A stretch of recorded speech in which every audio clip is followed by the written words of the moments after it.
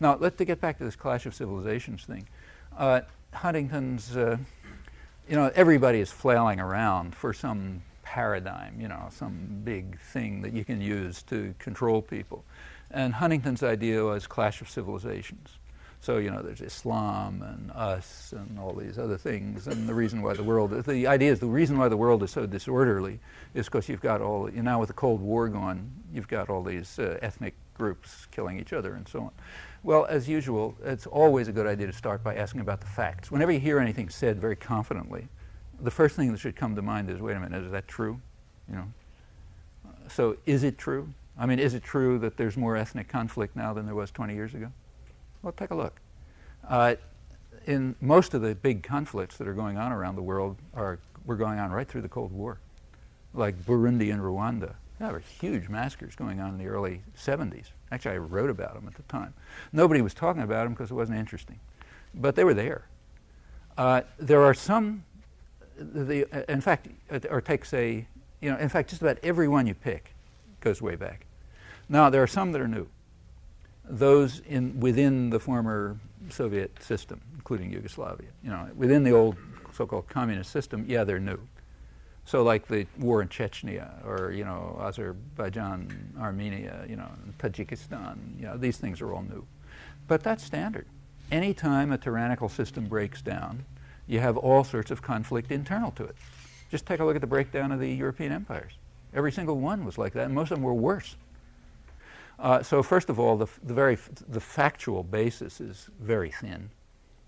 Now, what about the principle, clash of civilizations? Like, say, the big bad guy is Islam. Well, there are a few problems with that. The most fundamentalist Islamic state in the world is our big ally, Saudi Arabia. How's that fit?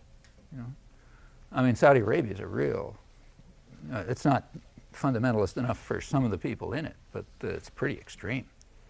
Are we trying to undermine Saudi Arabia? Of course not. They're sitting on all the oil.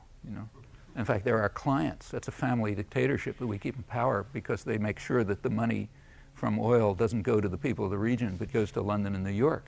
So they're okay. There's no clash of civilizations there. That's state fundamental. What about individual? Like non-state. Well, by far the worst ones are the guys who are tearing Afghanistan to pieces.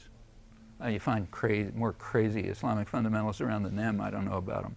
Where'd they get their power from? Well, your pocket. They got $6 billion or so, it's claimed, from the United States and Saudi Arabia through the 1980s. Now they're tearing Afghanistan apart, but it's not nothing that we did. We're only wonderful people. So where is this clash of civilizations between Islam and the West? I don't see it. I mean, Indonesia is an Islamic state.